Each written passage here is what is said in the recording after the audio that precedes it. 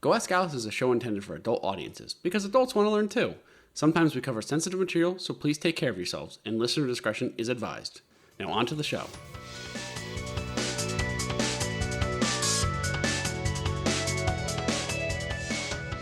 Hello internet friends, and welcome back to another episode of Go Ask Alice, the show where we jump down random internet rabbit holes and bring you wonderful factoids from our adventures in Wiki Wonderland. I'm Drew, and I'm feral. Rawr, XD. With me is... I'm Lindsay, and there is a street sign in my honor in Syracuse, New York. Wow, holy shit, that's pretty fucking cool. It says no parking. Good. But I did that. You did that. Good. Because I parked there. This is the show where we all start on the same wiki page every week. We wander around the internet using hyperlinks within the article until we stumble upon something so fascinating or life-changing that we cannot wait to share it with each other and with all of you. Typically, this means that you have read, or we have read. That turns into our question of the week. Fuck. It means that someone has read 2 paragraphs or more. You know what? Let's just dive in. Our question of the week this time, I'm not even going to tell you where we started. Just let's do it while it's hot. Let's do it while it's hot. Our question of the week was, in your head, do you refer to yourself as I or we? And then I realized some people say you. Yeah. Drew, start us off. What goes on in your head? I'm an I boy. It's the I product. I boy. I boy. The newest I boy. The newest I boy. Yeah, I use I all the time. It's like I don't know. Like I need to do this. Like I'm gonna go to bed. I'm gonna go to bed. Or you should go to bed. Probably it's like a you should go to bed. That's so direct. Okay, so my answer is we, and this was a hilarious question to ask on the Discord because the chat first of all blew the fuck up, but then came after my fucking self-confidence because Jammerhands was like, you sound like a rat king because you say we. And then I'm laughing and crying in my kitchen, and my boyfriend comes up to me, and then when he learns what Jammerhand said, thought it would be really funny if I had a poster of a rat king that said consult the council underneath it. Wisdom of the council. That was it. Wisdom of the council. Wow. So that was great. And then the whole chat just started talking about rat kings, and I was like, guys, this is not the vibe. This is not the vibe. I didn't say that, but I was like, everyone lived happily ever after. But it turned, a lot of people have very, very different opinions about this. And it was something I really took for granted. Actually, I shared this when I was young, because I think I've done this for a long time. And my friend at the time was like, you know, you're like schizophrenic if you do that, which is not true. No. But it just made me think, like, that was the first moment where I was like, wait, everybody else doesn't say we? Like, But I like it as a way of deflecting responsibility. It's like, oh, I'm not doing the dishes. We're doing the dishes. We're doing that. Everyone's doing the dishes. Yeah, we're all of us we're in all this here. house are doing the the dishes. Or I'll be like, yeah, okay, so first we're going to take out our binders, then we're going to find a good pen for the day, and then we're going to write. Yeah, But that's not what you would say. No, I'd be like, probably would be like, binder. Writing utensil. like a caveman. Binder. Writing utensil. Object. Right. I genuinely treat myself like I'm a class of kindergartners inside. Okay, we have to open up our binders. Like literally, like my voice in my head is like, okay, we're going to get through this. Okay. This is every minor task. I'm like, okay, we're going to get through this. Wow. That's, I think that's a better way to go about it, because then you're not like, oh, you gotta do this. Yeah, like, okay, so Geist in the discussion shared a bunch of links that had to do kind of going down a rabbit hole of like, why do people refer to themselves differently? Are there benefits to referring to yourself differently in your head? And it actually made me realize that my self-talk in my head actually did shift as a result of taking medication, but not in the way that you'd think. It's not like it just magically happened, but when I was, like more like neck deep in depression, I definitely said you way more, but I would beat myself up. I'd be like, you're stupid. You're slow at like, I'm out running. It'd be like, you're not running fast enough. You're so slow. You're so stupid. Like you are whatever else insults. And I feel like that shifted when I started taking antidepressants, and it became much more of like, yeah. We. We're running. We love running. We love running. I don't know. Like, yeah, I guess it's funny to hear you guys be like, oh, that's so much kinder. Because in my head, I'm like, I'm shifting blame because if I look at my own life directly head on, I'm going to have a mental breakdown. Oh, no. But I think there were a lot of different answers kind of throughout the chat. But it seemed like the consensus actually was more common to say I. I think everybody said I. Yeah, I think everyone did. We had a great discussion. We had a great little discussion. It was a great philosophical discussion at some points too. I really do recommend it. So yeah, come hang out if you'd like. Clearly we'll talk about fucking anything over here. So really. Come on in. If you want a link to that Discord, actually it's in the description below, so you can join right now and live tweet the conversation that you're having with yourself in your head. Exactly. That's it. Right. Right off the dome. Right off the dome. Okay, Drew, where did we start this week? Airfoil. Airfoil. What the hell's an airfoil? I saw a lot of aerodynamics kind of diagrams. Yeah, right, yeah. And I was like, oh, planes fly. We fly. Planes do it. Yeah, we do it. We do. Yeah. I do it. You do it. We do. I was like, I'm getting out of here as fast as possible. This looks like work. Yeah. Yeah. Okay, so I'm dying to know where you ended up. Well, this one's going to be a little, I ended up on mental disorders. Oh my God. And we're not going to talk about it in the way you think we're going to talk about it. We're going to talk about it in a very, very different way. But that's fascinating because that is so relevant to what we talked. Exactly. Yes. So did you have the topic first and then you were like, no. Wait.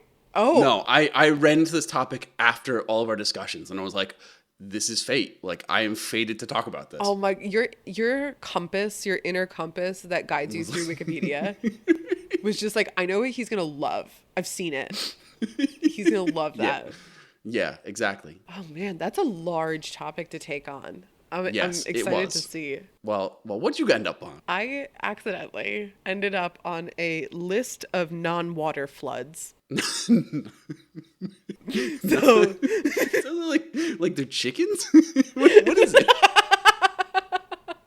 I'm gonna tell you about 3 of my favorites that made me either scream, cover my mouth, or laugh out loud as I read. Holy shit, I'm so excited. Well, maybe, I don't know what order we should go. Maybe we should does yours ever get heavy? Like maybe we should save mine for some levity? Okay. Yeah, I think a little levity. Okay. I think this works. Great. Okay, so let's jump into mental disorders and then I'll talk about floods. That are not water.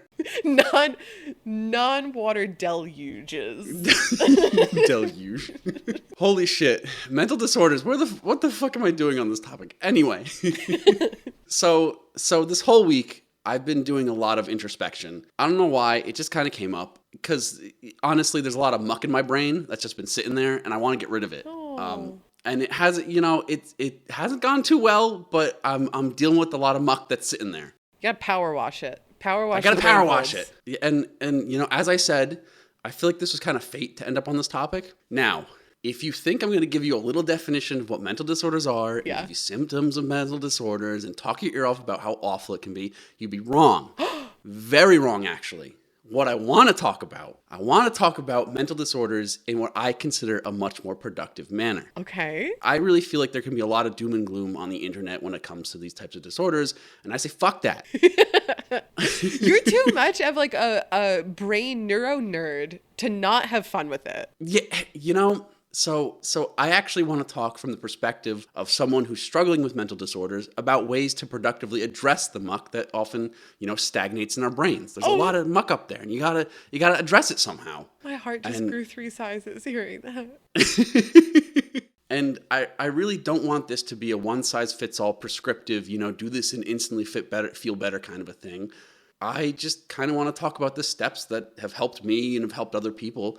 And even if you don't have a mental disorder, just things that can help ourselves be better, not be better, but deal with the muck that's in our brains. Yeah, that's beautiful. I'm so excited. So.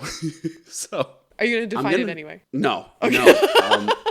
Where I'm going to start may actually surprise you a little bit. So I'm going to start on criticisms of how mental disorders are diagnosed. So let's start with Paula Kaplan. Side note, if you really want to look her up, she's pretty interesting. But she's been concerned about the subjectivity of psychiatric diagnosis since the 1980s. She believes that people, being arbitrarily slapped with psychiatric labels can be very unproductive. She says that psychiatric diagnostics is unregulated, and doctors do not require to spend time with interviewing people, and they don't even need to seek a second opinion when putting these labels on people. It's just like, I'm diagnosing you. It doesn't matter. It could be very important to have that second opinion. And she also believes that the DSM could lead to a psychiatric focus on a narrowing checklist of symptoms where, you're not considering what is actually causing the person's problems. You're just looking at the symptoms and checking them off and saying, this person has this. So, this psychiatric diagnostics and labeling often stands in the way of recovery is what she believes. I think that has a lot of validity to it, and I think that's a very important thing to think about. Right. And so then does that mean that is it less effective because it's more prone to diagnosis, or is it less effective because you are, in a sense, putting yourself in a specifically labeled box and then creating something that's harder to break out of? I think it's kind of both, where, you're not... The psychiatric diagnosis, is, it doesn't have because actually, let me just talk about this. So Alan Francis, who is another psychiatrist, he wrote that psychiatric diagnostic relies on subjective judgments rather than objective biological tests. I know it's kind of a problem, but we need biological tests to really test these things, because it's a lot of subjective judgments. And that's, I think, is what Paula is saying, is that she really thinks that these judgments may not be 100%. Francis Allen, he continues to say that psychiatrists may engage in what he calls unpredictable overdiagnoses, which means that you are looking for mental illness where there really isn't any, and you're overdiagnosing people. And then that could be a serious problem, because then you start medicating people for no reason. And then further criticisms of psychiatry include engaging in systematic medicalization of normality, where, things could just be part of the human condition that people consider a part of having a mental disorder. Right. And I was going to ask, how is it, maybe this is actually a really slippery and bad example, but I'm thinking about how widespread depression is. Yes. And it kind of makes me wonder if people didn't diagnose depression in the olden times because they were like, everyone's depressed, everything sucks. But it also makes me think today, how many people are not depressed? That's a great question. Not at all to minimize the effects depression has on an individual person. I definitely do not have the opinion that just because everyone has it, it's not a big deal. Not at all. But I do genuinely wonder how many people put to the test would come out with a doctor being like, oh, they're cleared. They don't have depression. Like how are you a human? How are you paying attention to what's going on in the world and you don't have depression? I think this has a lot of validity. And the next person, Gary Greenberg, argues that mental illness is really about suffering, and how the DSM creates diagnostic labels to categorize people's sufferings may not be productive at all. It may just be, you may just not be defining people's suffering properly, and that you're trying to put these labels on people's suffering that may not actually really hit really hit all the marks. And then Thomas Sazaz argues that psychiatric illness is not always biological in nature. This could be things like social problems or poverty, and he argues that these may just be part of the human condition in general and not indicative of mental illness. Right. So there's a lot of stuff. That's a great point, because it's like if you're in poverty, taking antidepressants is not going to make you feel. Feel better. Yeah. It might, but it's also at the same time, it's like, I think I would just feel better with a better paycheck. Thank you. Please. Yeah. Yeah. So let me be very, very clear about this. In no way do I mean to minimize the importance of mental illness diagnosis as a whole. What I mean to highlight with these criticisms is that sometimes psychiatrists get it wrong, and that some psychiatric labeling may be unproductive. I'm in no way saying that mental illness diagnoses are bad, all of them are bad, because clearly a lot of people who suffer from mental illness need medical diagnoses to progress in their treatment. But I think as rational humans, we should look at criticism critically and know that people are not infallible. And I think we should, be part of our own diagnoses and not be a passive observer in our journey.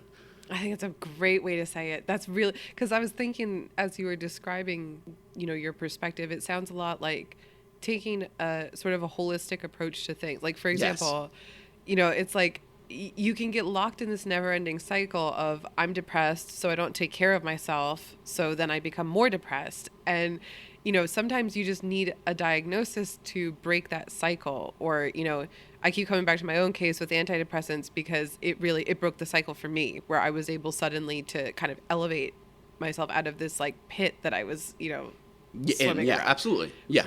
Right. But to that same effect, you can't just rely on taking a pill every day. You also need to change things about your life in that scenario, not saying. Holy shit. We're going to talk about that. We're going to talk about this so much. Oh my God. Okay. Then I fully agree.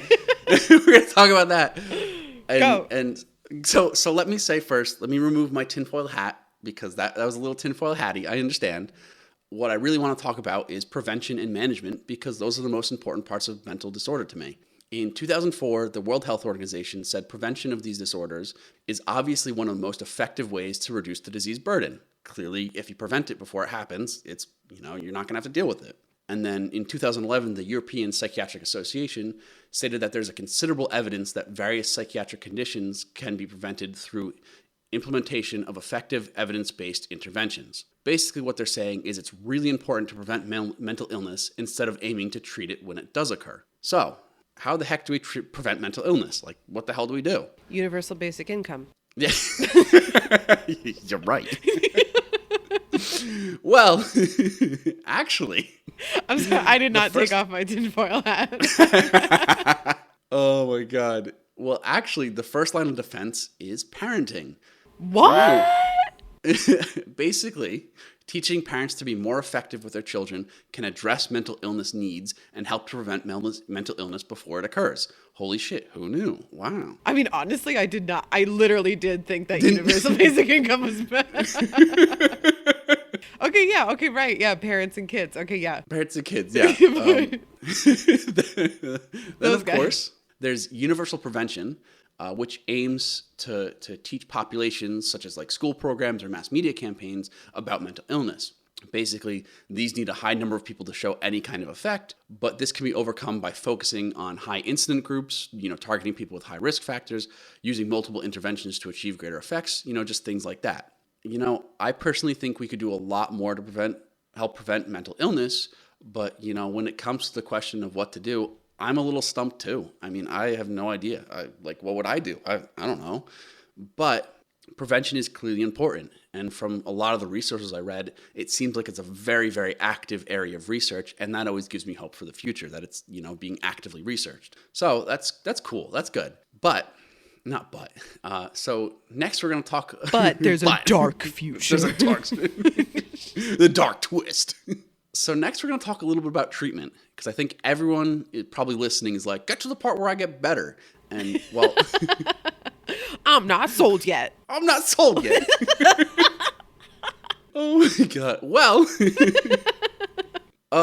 I would love to give you a clear, here you go, get better. But I really can't. I mean, the only thing I can tell you is about the help that's available. But the one thing I definitely can tell you for sure is that treatment of mental illness requires a multifaceted approach. 100%, you can't just go at it from one angle. You have to go at it from all angles. And that can suck. But if you are experiencing any kind of acute or hell, even chronic mental illness and really need treatment immediately, don't be afraid of checking yourself into a psychiatric hospital. I mean, I've been hospitalized twice, and I've met some people from extremely diverse backgrounds, and they all were pretty much the nicest people I've ever met. And, you may not be able to keep your shoelaces, which is not great, but, you get some serious support that is really unmatched anywhere else. I definitely second that message. It's great. It's not great, but it's really helpful. Well, it is right. It's helpful to see that you're not alone. Yes. And I'm all for it. So if you need a hospital, don't be afraid to go to the hospital. Actually, one more bid towards that is that don't underestimate the weight off your shoulders of not having to explain yourself from the ground up. When you're in a hospital setting like that, people get it because they're going through it too. And you're just all on the same page about what you're experiencing. That said, if you don't feel like you need to go to the hospital, or, if you don't want to or don't feel like you need it, there are a lot of other options for treatment available. So the first one, which for me has been an absolute hardest pill to swallow, is lifestyle changes. This can include dietary changes, exercise, and things like even quitting smoking. And I have seriously struggled with this and have often sat in bed waiting for medication or therapy to radically change my life. And, oh my God, it's going to happen. Oh, I thought you meant the smoking. I was like, when did you get cool? Whoa. Sit in bed wishing I wasn't smoking. I hate smoking in bed. I haven't smoked for 40 years. That's a little taste for what comes next. Anyway. But I think completely giving away ownership of your own mental health only hurts you. That's like kind of my message of this whole thing, is like giving away ownership of your mental illness is just going to hurt you and no one else. It might hurt your family, but that's besides the point. Anyway. You're so good at this. I love all of these messages so much. Yeah, I really feel like you need to be an active part of your treatment, just like everyone else that's trying to help you. It's like you got to be active in it. Now, the next treatment, of course, is therapy, which is, there's a huge range of psychotherapists out there with a huge range of different approaches to helping people with mental disorders. In addition, there's even peer support, which, uses personal experiences of similar issues as the primary source of expertise, meeting a community almost. And, there's CBT, cognitive behavioral therapy. There's dialectical behavioral therapy, which is DBT. There's interpersonal therapy, psychotherapy, IPT. There's psychoanalysis. There's systematic therapy. There's family therapy. There's even therapies based on humanistic approaches. There's so much therapy out there that you can really access. And, hell, even therapists use hybrid versions of all these therapies I've listed. And they're all just there to, help treat you. And I think therapy is hugely useful when you make a connection with your therapist. And I will say I've had multiple therapists, and some of whom I've had zero connection with, and others who I've majorly connected with. And I think it really depends on your connection with your therapist and the connection with the type of therapy they can provide. I mean, I've bounced off a hell of a lot of therapy. I mean, CBT just didn't work for me. And that's not necessarily a bad thing. It just means I have to find what works for me specifically. And here's the thing. I know mental health services are extremely hard to come by in some areas. And I mean, hell, I've been struggling to find a therapist for a very long time. But that doesn't mean I'm giving up trying. It just means I have to try harder. And sometimes that sucks, but that's just what it has to be. And I think if you really want to take your mental health seriously, therapy should definitely be on your radar. Now, a little easier form of therapy, and one that I've found pretty effective, is the peer support. Peer support should definitely not be overlooked. So recently, actually, I've joined a subreddit specifically to bipolar 2, where people talk about medication, symptoms, and even just look for support. And, I've seen people have breakdowns on the subreddit, and the community just responds by showing support and giving the person someone to talk to. The number of people I've seen saying, send me a DM if you need to talk, just shit like that. It's so nice. It's like this shining light for me, because not only have I been supported by this subreddit, I've been able to provide support to other people, which feels fucking great. And I think really community can be life-changing. I think community as a whole can really be life-changing. So that's just one little facet of what you can do. Yeah, it's been incredible. Sorry, this is getting long, but no, not at all, Drew. I love this. Okay, well, if you love this, we're going to talk about medication, which is my favorite. But the one thing I will say for this, is I don't want to go super deep into medication, because I feel like that's not really my place. I think medication should be discussed with a psychiatrist, because, they're the ones who can actually do something about it. I'm like a fucking guy on the internet being like, beep boop, look at me. I'm not going to be able to help you, but what? This guy on the podcast said that I should absolutely take Wellbutrin. I think that's a good course of action for my treatment. I subbed their Patreon and they just sent me a bunch of packets of pills to try. I don't even know what they are. So what I will say about medication is that there are tons of different medications out there, and finding the right medication can be a really grueling process. I'm not sure how easy it was for you, Lindsay, but I know it can be a very grueling process. I didn't have a choice. They were like, you're trapped here and you're taking this. And I was like, okay. And then I was like, wait, this is good. And they were like, yo. Yeah, it fucking worked. Well, then I was like, hey, I'm dreaming hard. And they were like, oh, we'll change that. And then they gave me another one, and I was like, thank you. And then Thank that you. was the end. Wow. So I have not had it quite so easy. No. So I have been on a good 12 to 14 different medications myself. Holy shit. On whole different kind of dosages, everything, just tons of different medications. And I think the first thing that you should do when it comes to medication is let the medication take effect, which can take weeks. It can literally take weeks for medication to take effect. And that sucks, but it's just the nature of psychiatric medication. It just fucking takes a little while. But here's the big but. If after that time, if the medication is not working for you and the side effects or maybe the side effects are unbearable, just talk about it. Don't suffer in silence and just wait for the medication to magically help you one day, because it won't, or it might not, not that it won't, but fucking sorry.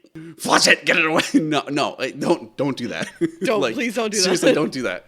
I mean, I've gone cold turkey off psychiatric medication. It fucked me up. My body is 2 degrees lower than it should be because I went cold turkey. It's fucked me up, dude. Don't do that. That's the craziest story that he's true. Like this is not an exaggeration.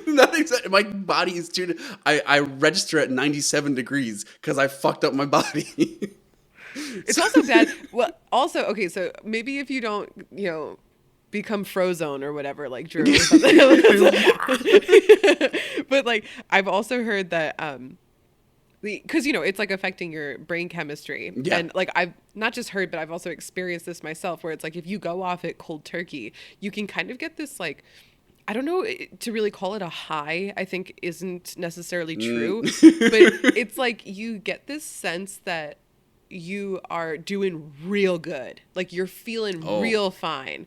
And like it's like better than it was on the medication. And you're like, whoa, I didn't need this at all. And then you fucking crash. Yeah. Oh, yeah.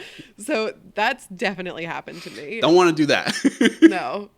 Because that's what happens. Like I stopped taking it. I was like, oh, wow, I'm like really cured all around. I'm feeling great. Yeah. I'm like amazing at this. And then a couple of days later, I was like, I want to fuck this. Like I'm not going to say anything, but I was like, I'm pretty pissed. I'm pretty miserable.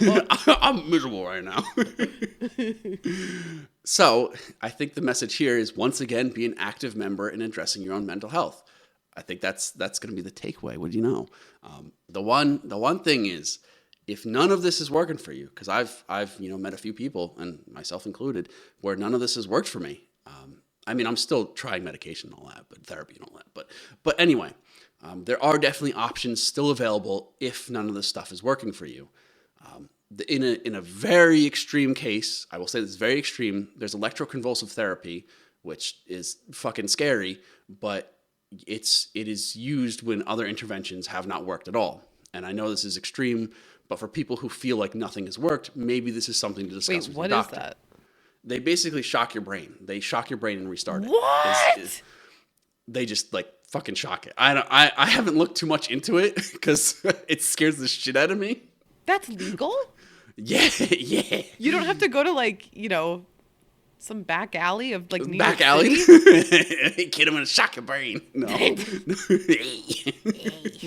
No, this is like it's a treatment for I got this defibrillator at Walmart. Walmart, I'll fucking shock your brain. Hey kid, I'm cool because I'm smoking cigarettes. I've been smoking for 40 fucking years. I'm gonna give you the shock of your life. Come into this alley. I'm gonna reset your brain. No, we're giving them bad message. Put these spark plugs on your earlobes. Come with me. No, bad message. Electroconvulsive therapy is very well researched. It's very helpful for people who. I'm sorry. I'm being that 10%. I've decided that our podcast is 90% accurate, and you've done the 100%, so I'm bringing us back down to 90. Good. So, on the less extreme side, there's creative therapies such as music therapy, art therapy, or even drama therapy. Who knows? It's cool. There's psychoeducation to help educate people about their mental illness and help provide management tools for their illness. And then there's just general counseling. There's peer support groups, self-help groups, even supported housing, all meant to help address mental illness. I mean, hell, there's even support animals trained to help with mental illness. So there's a lot of options out there aside from just purely the conventional methods. So, just find whatever the fuck works for you, because, at the end of the day, it's your mental health. So fucking do it. So if I were to summarize all this information that I've dumped on you, I would say being involved in your own mental illness treatment is vital to getting your needs met. There are tons of different methods for addressing mental illness out there. So if something's not working for you, talk about it and try something else. There really is no one-size-fits-all method for treatment. It's all about finding what's right for you. I know you probably read all this shit at 2 a.m. when you couldn't sleep, but, coming from someone who, coming from someone who seriously has fought against my own treatment, because I was super against the therapy for the longest time. I thought it didn't work. I thought medication was going to work for me. I fucking fought against my own treatment, and it made me struggle. It really fucking made me struggle because of it. Sometimes you just have to trust what's out there and just let yourself be treated. Like, fucking do it. Just, let yourself be treated. I love that. Oh What advice would you give to people who feel like there are a lot of options and it's overwhelming? I think the first thing that I would do is either just go to a trained professional. That could be a psychiatrist, that could be a therapist, someone, and just get a treatment plan like kind of outlined before you try and dive in. Don't be fucking like, I need to go into not assisted living. Jeez, that's not the right word. I don't need to go into these household fucking, what was the word for it? Like these houses designed to help with treat mental illness. I don't need to go into that. As my first thing, you should probably just, go for this typical, go for the typical things, and don't be afraid of those typical things, because, they're typical for a reason. They can probably help a lot of people. So it's great advice. I know there's a huge divide from what I normally talk about, and don't worry, we'll get back to the history of random bullshit in the next episode, but this topic just kind of hit me at the right time, and I feel like I really needed to talk about it. So there you go. That's my take on mental disorders. Of course, there's a ton more to this article. There's history of mental disorders, all kind of cool stuff like that. But this is what really hit me. And I hope you enjoyed it. And thank you for listening. Is it bad to say I really enjoyed it? No, not at all. Is it bad to say I love talking about suffering? I love talking about fucking pain and suffering. No, my cheeks hurt from smiling. I think that was just like such a loving, eloquent, well-phrased, well-focused expose on your journey of mental illness, and the different, because what's so cool about this and your treatment of this topic is that it's not like you're promising there's this massive light at the end of the tunnel and you got to find it. What I'm hearing you say is the journey is dark, but there are so many different sources of light that you could go to, that you really still have the control. It's not like there's this predetermined kind of destination and you're guessing how to get there. It's like, so much more empowering to hear that there's so many different ways to brighten up your own life. And it's not just a one size fits all. It's like, there's a lot around you. I love that you found this Reddit community. I would have never thought of that. Yeah, no, it was so nice. And they, there's one person who I see all the time commenting, who's just like this dude who just fucking comments on every single person's post, just to let them know there's someone out there who's listening to them. And it's just there's people who have breakdowns who are just I'm feeling suicidal, I'm feeling this and that. And it's just I honestly go on there every day and try and comment on someone's post, because it's just, I want to let them know there's someone fucking out there, just someone listening and reading what they have to say. And, if I have any input on what they have to say, then I'm glad to give it. But if I don't, I'm just hey, I'm here for you. That's fucking, that's it. That's all you really need to say to someone. Honestly, yeah. Just to that, to me, that feels like such an amazing, network of love and care. Yeah. Even if all the nodes of that web are total strangers, it's still a net. It's still a web, that's, that's so beautiful. It's a community. It's really a community. And that's, that's, as I said, community is everything.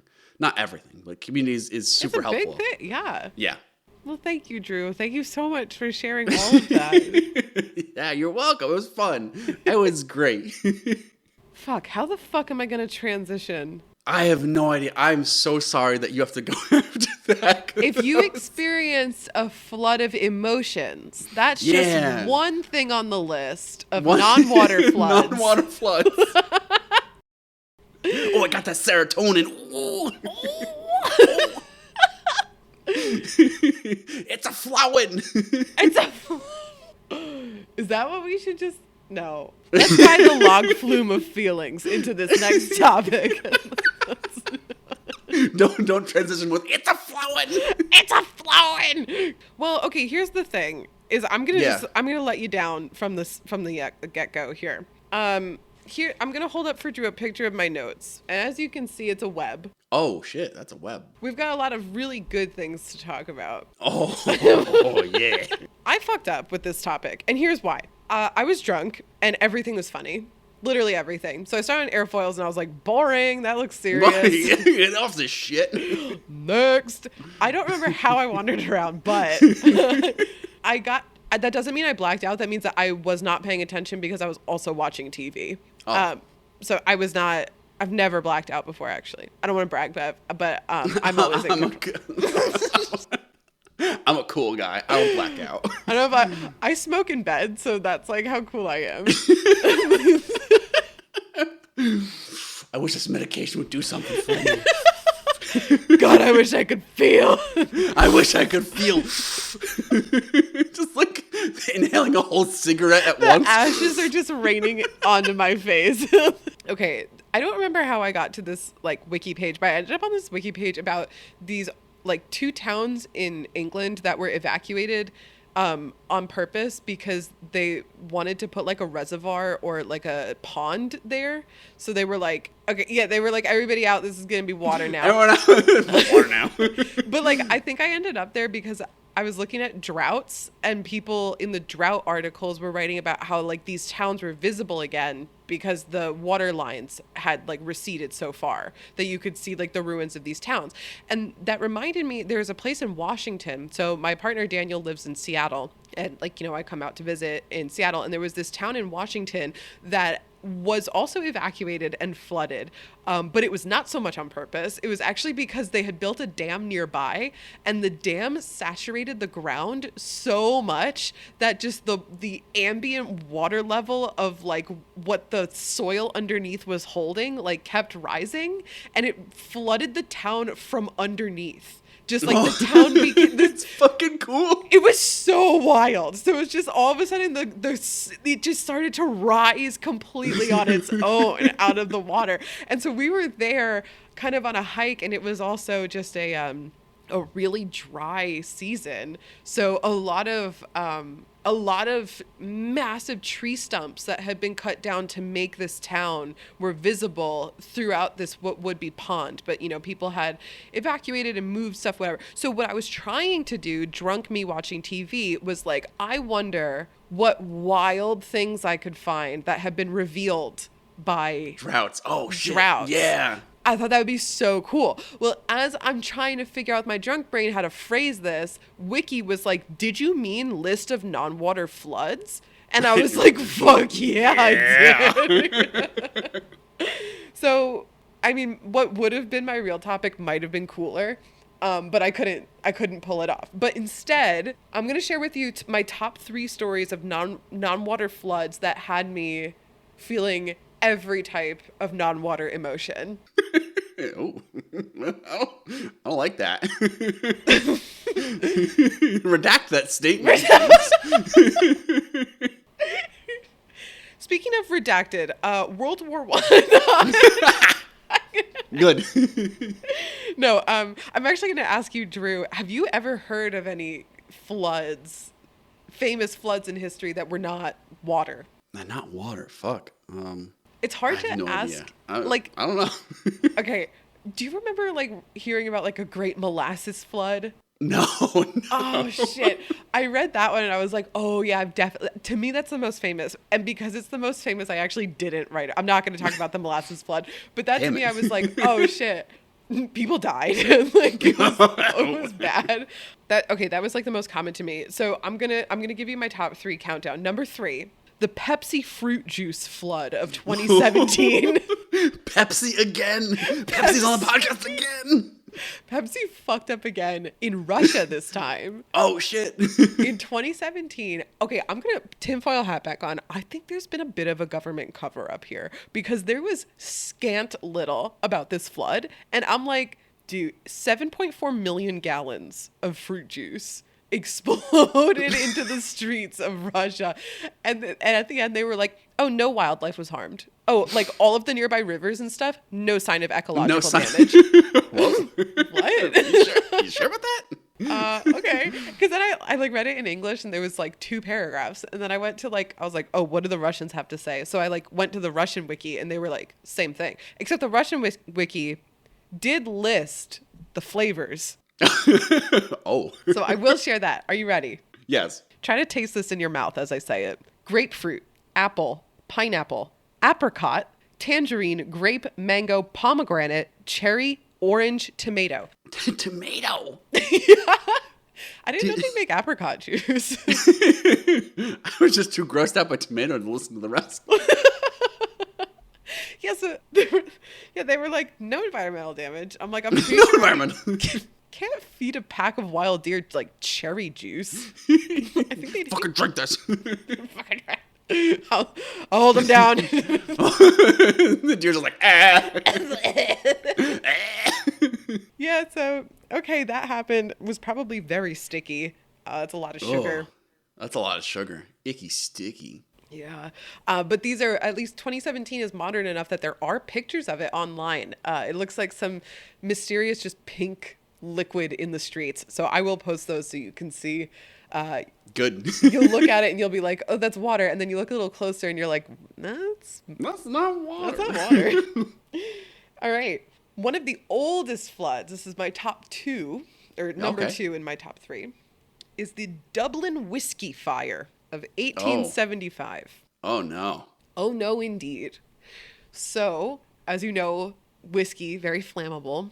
Yes. Okay. So in 1875 in Dublin, I don't know if it was like a distillery. I probably should have written that down. But in today's money, $6 million worth of whiskey exploded out of this distillery. Just absolutely like I don't know if it was just like hot in there or what, but these like casks exploded and also caught fire. And nobody knows how it happened, but it was just like rivers of fire. And here's the thing. 13 people died. Oh, none of them drowned, burned, smoke inhalation, nothing connected to the fire or the drowning. All 13 were from alcohol poisoning because everybody was running into the streets and scooping up as much whiskey as they could.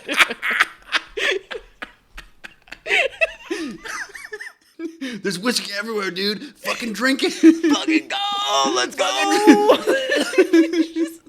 I would just splash it on myself, like, like Aphrodite. Like, I'm a whiskey goddess. Yeah, so I think the problem was that the whiskey was not like refined, or I don't know anything about the whiskey making. Maybe that'll be your topic one day, talking about history of alcohol whiskey. or of whiskey. But you have to go through some kind of treatment process. And I think it was like too early in that process for it to be human consumable. Like it just wasn't safe to be consumed. It wasn't a product, yeah. Yeah, like, and especially not in large quantities. So people got fucked up. Got fucked up. Oh my God. No. What? I was like, do you think that's where Fireball whiskey comes from? But I don't think that's true. That would be so cool. That'd be pretty fucking like whiskey on fire, dude. Did. I don't know why I go surfer dude every single time I say did. Okay, also like tiny tidbit about this incident though that I thought was really funny was like it's 1875. They don't have like alarms or anything. So the way that they found out about the fire was that the nearby pigs were just really loud. Those pigs are fucking loud. What's They're going like, on? Pigs are a lot louder than normal. Oh my God. Oh my God. Rivers Fire. of fire. Okay. Probably someone was like, shut those pigs up. They're super fucking annoying. Babe, can you go check on the pigs? The They're pigs, so they're loud. fucking loud. Dude, babe, can you check on the pigs? Dude, babe, can you go check on those pigs, dude? Are you ready for number one? Yes. Number one, the Rockwood and Company shipping department fire. Shipping department fire. Sounds insanely boring. I almost didn't click on it. But But not only is it my favorite, thank you, kind internet stranger, whoever wrote this wiki article, because they included block quotes from a newspaper covering of the incident. oh, the best. Yes, it's a primary resource, I guess, as much as it can be. Yeah. Written for the Brooklyn Daily Eagle in 1919. Okay. So over 100 years ago, this took place. I loved the quotes from this news article so much that I went and actually read it. The quotes were so fucking funny. I was like, I've got to read the whole thing. And the whole thing is so funny that, Drew, I'm going to ask you to read the opening paragraph of this story. And we polled the Discord for the different voices, but oh shit. that's where this comes in. So Drew, what could we have had? You could have had Cockney, you could have had Smoker Voice, or you could have had Little Britches, little scamp britches, which would have been like these little scamp britches. I'd go through the trash to find scraps. Oh my god, you might want to use that voice actually. Oi, mister, you me dad. Oh, you me dad. Please give me love. Oi, mister. Oi, mister. Oh, you Okay. could have had Cockney, which would have been, oh, hey, fucking Cockney. Get in there, talk Cockney. Good. I don't know. Solid. I don't have too much there. But the problem is my Smoker voice and my Cockney voice got really intertwined while I was practicing them. So you might get a little Cockney while I do Smoker voice. Well, okay, but that wasn't the top vote. Oh, yeah. Brooklyn was the top vote. No, Boston.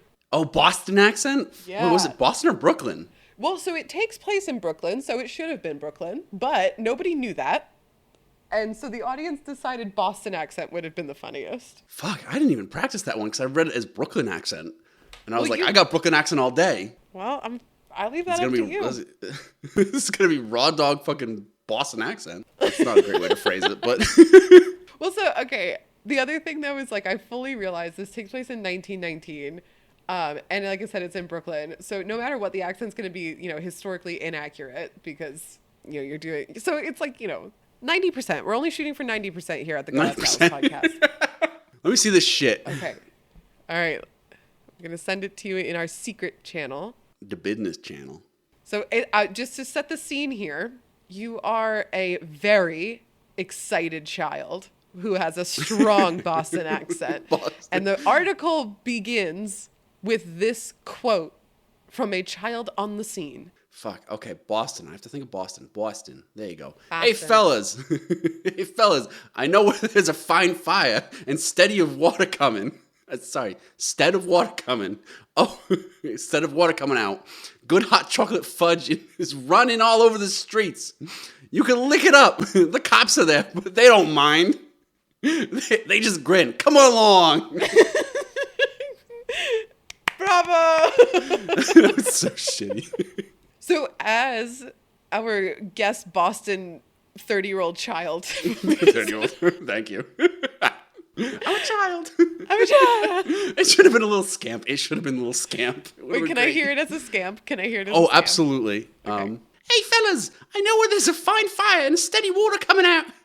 Good hot chocolate fudge is running all over the street. You can lick it up. The cops are there, but they don't mind. They just grin. Come along. I would follow you on any quest. Come along, then. Come along. You me dad?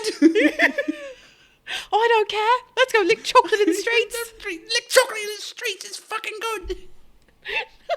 Jolly. Oh, jolly day. Charlie Roy gives a shit. Wow. It was excellent. That was way better than I thought. I was like, oh, that'll be funny. It was hilarious. What happened was that the Rockwood and Company shipping department was shipping chocolate. Okay. Yeah. And so they had all these burlap sacks of chocolate bars and chocolate beans, like cocoa and everything. Yeah. They also had sugar and butter, like all of the ingredients for all of the chocolate making. And a fire broke out. And when the firefighters showed up, they flooded the place with water, obviously, but the water carried all the melted chocolate out. And the melted chocolate ran through the streets, but it also dried up around the drains and clogged all the drains. So it became a healthy flow. So I want to read a couple more excerpts. I'll read them myself from this article, just to tell you, in the words of somebody from 1919, who wrote this article? Dan the Man. Dan the Man says, "They came in groups, alone, from nearby, from miles away, but they came, for word had passed along the riverfront that an ocean of fudge was flooding the street in the neighborhood of the factory, and that it was accessible to all who ventured near. So the whole neighborhood began to resemble that of the Pied Piper of Hamelin. It swarmed with children bound for the big fire."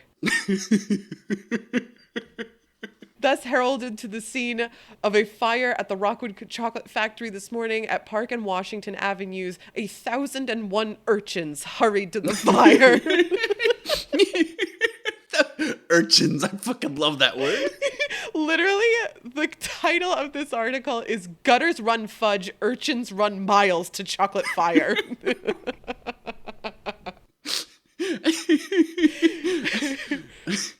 When they reached the scene, various exclamations of delight punctuated the air. Little fellows fell on their knees before the oncoming flood and dipped it up greedily with grimy fingers. An hour later, when every face was liberally smeared, an emergency call to the truant department was answered by several automobiles. Chocolate-gorged truants, some with faraway looks in their eyes, were hauled off to school. I love that image of children just gorged with chocolate all over their face. Yeah. Just being carted to school. Oh my rolling God. in. You're not going to believe what I can't happened. believe what just happened. I have seen chocolate for days.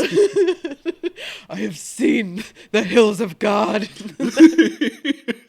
And what was so cool to me too, is it's such a small detail but really paints the scene for me, is that the like sugar and butter and everything in the like churning of the, I don't know, like the pressure from the firefighters, like whatever, it like created this foam. So it was like rivers of chocolate lava with like sugar foam on top. Sugar foam on top. Oh my God. Somewhere else in this article, I want to get, here we go. Somebody who was also at the scene from the sewage department said the flood was becoming so menacing that it was deep enough to float a rowboat for 2 blocks along Flushing Ave. Oh shit, that's a lot of chocolate. Yeah, it's deep, dude. Like when I show you the picture of like the Pepsi juice flood, you're like, oh, I could drive through that. Like it's not a huge deal. Yeah.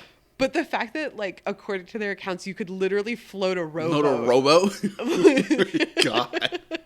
Ask me how the fire started. How'd that fire start? Yeah, what happened? Wow. Oh, I don't. spontaneous combustion. Wait, like there's no source? They're just like, bah!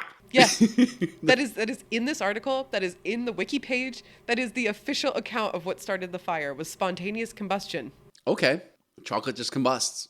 Just in case anybody is unaware with spontaneous combustion, it is a very, very old-timey, thought to be, I guess, law of physics. I don't really know what else you would say, but there was just a widely held belief that fire could just appear, that fires could just start spontaneously. That's what people thought. Thermodynamics. That's what it is. Thermodynamics. Fourth law of thermodynamics. Happens. Spontaneous Fire combustion. happens.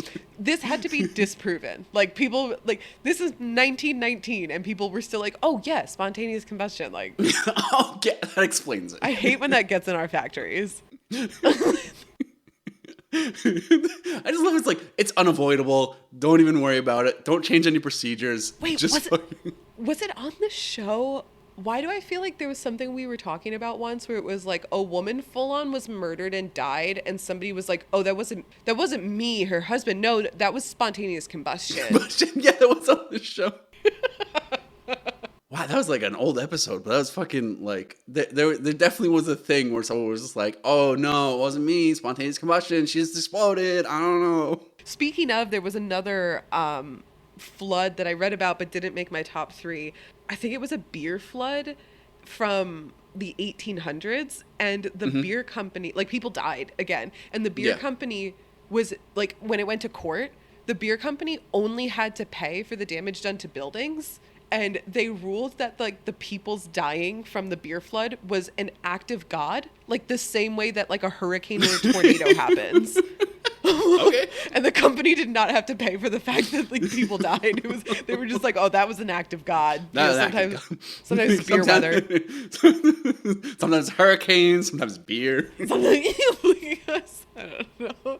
But yeah, that was my favorite thanks to this article. And I also wanted to share with you, total non sequitur, when I was reading the primary source, I had the giggles and I thought it was so, funny and what the fuck. And the same highlighted bit of this newspaper, for whatever reason, stretches into the next article. And the headline just reads, "Boy brings home bomb." So it's like, what the fuck is this? It was another story that made that same newspaper about a boy walking into his parents' dinner party with a full-on fucking grenade under his arm. Just la la la la la. Look what I found. And the family was like, holy shit, that's a live grenade. Where'd you get that? Why do you have that? He's 14 years old. Just literally, it says, strolled into the midst of a dinner party at his home with a nice little German grenade in splendid working order. Oh, good.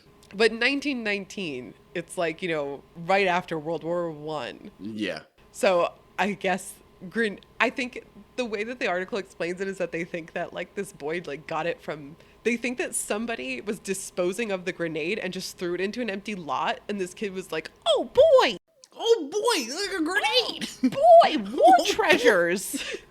Oh boy! I can't wait to show this to my parents." So like everybody ran away. Hey Dad, I found this funny stick thing. This is like, what's that? A knife! No! What do you have? A knife! No! People don't change. Children don't change. Children don't change. Yeah, that's all I got. Man, reading old newspapers. Reading old newspapers is great. It's so good. Thank you to whoever wrote this article over 100 years ago. Your work is deeply appreciated. You did good. What's your favorite? What would be would you have ordered the top 3 the same way?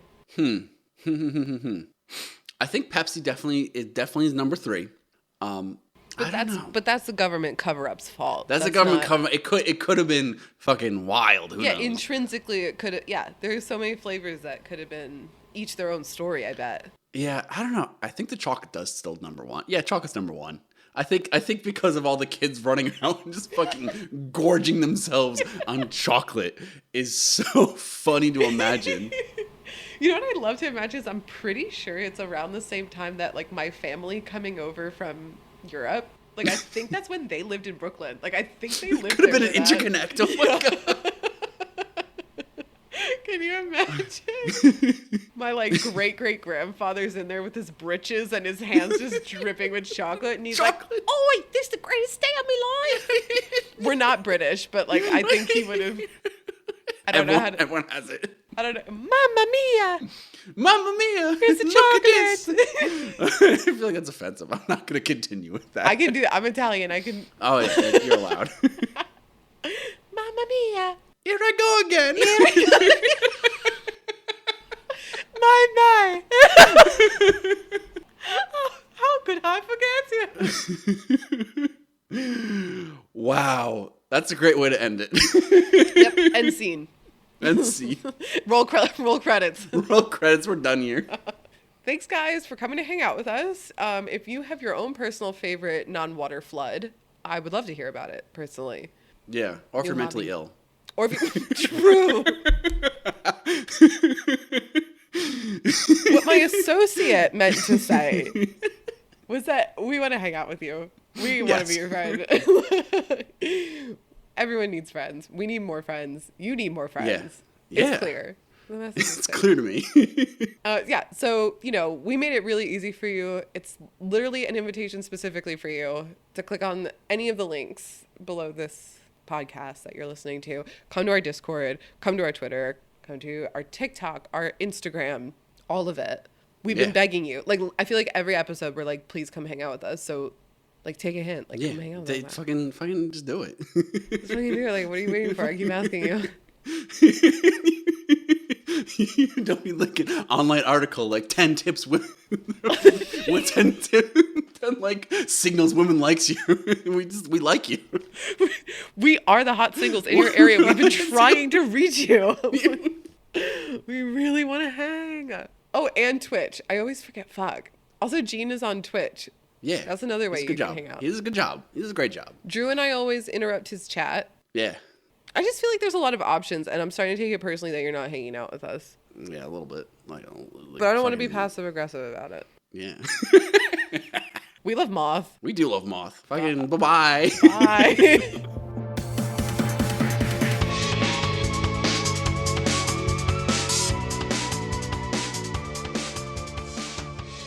Get out of here, you little nematode.